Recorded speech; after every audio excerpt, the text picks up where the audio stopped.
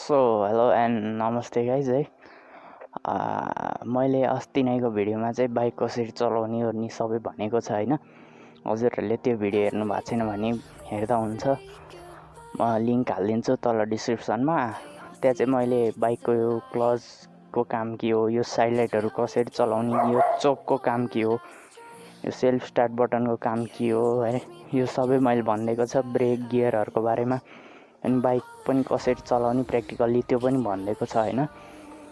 अनि तपाईँले अर्को भिडियो पनि छ गियरहरू चेन्ज गर्ने, बाइक मैले सबै कुरा सिकाइदिइरहेको छु होइन भिडियोमा।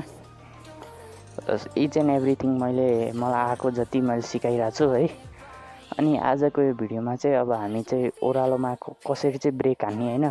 कतिले चाहिँ ओह्रालोमा यो क्लच दाबेर अनि त्यसपछि यो पछाडिको ब्रेक हाने हुन्छ होइन, त्यसरी चाहिँ हान्ने होइन है। ओह्रालोमा ब्रेक हान्न होइन दुई किसिमको हुन्छ। एउटा चाहिँ क्लच नलिकन हल्का सानो ओह्रालो छ भने चाहिँ हामीले क्लच नलिकन जुन गियरमा छौँ हामी त्यही गियरमा भएर हल्का हल्का ब्रेक थिच्दै हुन्छ है, पछाडिको ब्रेक रियर ब्रेक थिच्दै हुन्छ।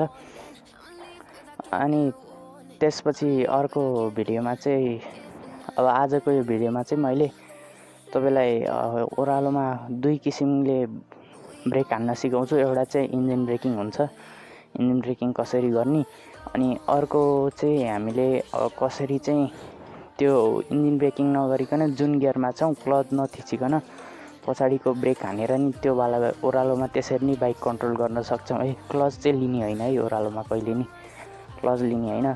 अनि तपाईँको अब चिप्लो छ अनि ओह्रालो छ अनि ग्र्याभल ओह्रालो छ भने चाहिँ तपाईँले दुई गियरमा हुनुहुन्छ भने एक गियरमा लगाइदिने होइन बाइकलाई। अनि त्यसपछि त्यो ओह्रालोमा नि क्लच नलिकन त्यसरी नै कन्ट्रोल गरेर लाँदा हुन्छ है। क्लच लियो भने चाहिँ बाइक आफै ओह्रालो जान्छ क्या। फर एक्जाम्पल साइकलमा ब्रेक नलगाइकन ओह्रालो झरे जस्तै हुन्छ क्या, बाइकमा क्लच मात्रै लिएर ओह्रालो झऱ्यो भने। सो यस क्लच चाहिँ लिने होइन है ओह्रालोहरूमा। त्यति हो। अब हामी चाहिँ प्र्याक्टिकल्ली स्टार्ट गर्छौँ है त। सो यस गाइज है, अब हामी चाहिँ ओह्रालोमा कसरी ब्रेक हान्छौँ भनेर हेर्छौँ है। अब म चाहिँ अहिले चाहिँ फर्स्टमा इन्जिन ब्रेकिङ गरेर देखाउँछु है। हेर्नुहोस्, म अब थर्ड गियरमा छु है अहिले।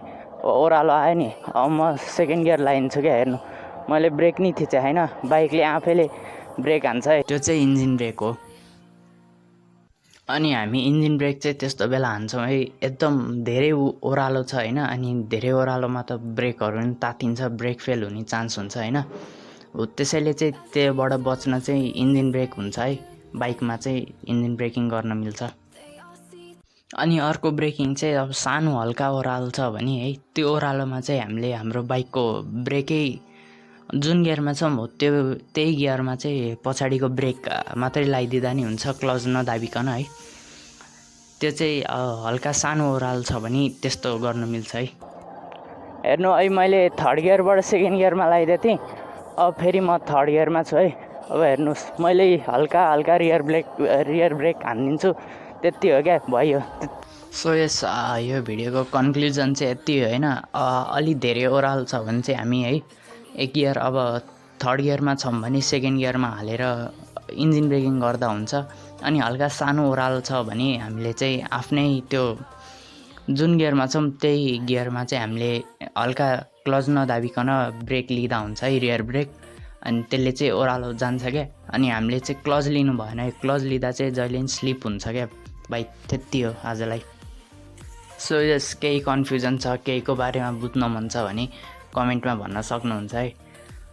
यस आजलाई चाहिँ यति नै हो। च्यानललाई सब्सक्राइब गरिदिनु भएको छैन भने सब्सक्राइब गरिदिनु। अनि तपाईँलाई के को बारेमा चाहिँ सिक्नु छ होइन बाइकको, त्यो केमा डाउट छ, तपाईँ बाइक सिक्दै हुनुहुन्छ भने केमा चाहिँ डाउट छ त्यो कमेन्टमा भन्न सक्नुहुन्छ। म सकभर त्यसको नि भिडियो बनाइदिन्छु है।